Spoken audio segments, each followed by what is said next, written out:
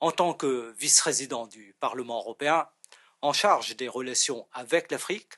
mais aussi en tant que natif de l'île de la Réunion,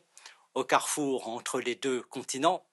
je tiens à saluer ici l'implication de si nombreux participants et des institutions des deux continents qui se retrouvent aujourd'hui à Dakar. L'initiative interrégionale assumée de cette conférence Afrique-Asie est assez inédite. Elle s'inscrit en fait dans une vision renouvelée, sud-sud-nord, interrégionale, que soutient une petite organisation,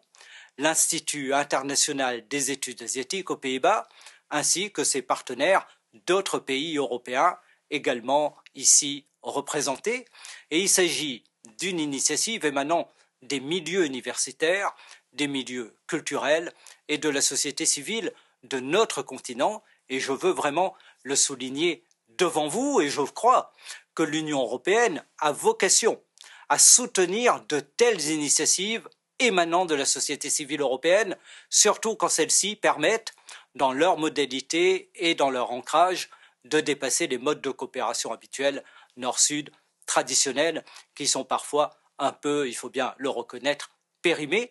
Et je salue bien évidemment les représentants de l'Union européenne qui sont parmi vous. La vision sud-sud-nord en matière d'échange dans l'économie de la connaissance, loin de marginaliser l'Europe, constitue au contraire une chance pour nos chercheurs, praticiens, artistes, citoyens, pour ce qu'elle offre en matière de renouvellement des modes d'engagement international dans un processus de rééquilibrage des relations grâce à de nouvelles formes de réciprocité dans ces échanges.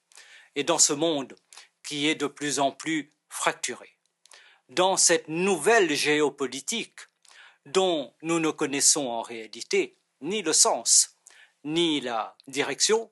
mais dont nous percevons déjà quelques dangers,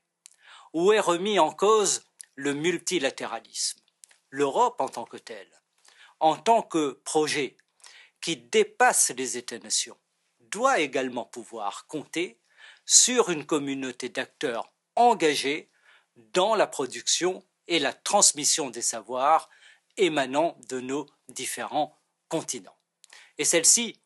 si elle est bien appréhendée, est susceptible de devenir une véritable force, capable de résister aux polarisations et aux essentialisations issues des nationalismes étroits et démagogiques, ces nationalismes étroits et démagogiques qui, vous l'avez noté, affectent aujourd'hui l'Union européenne. Et à ce titre, l'Europe, l'Afrique et l'Asie, mais aussi d'autres parties du monde également représentées dans cette conférence, en tant que région monde,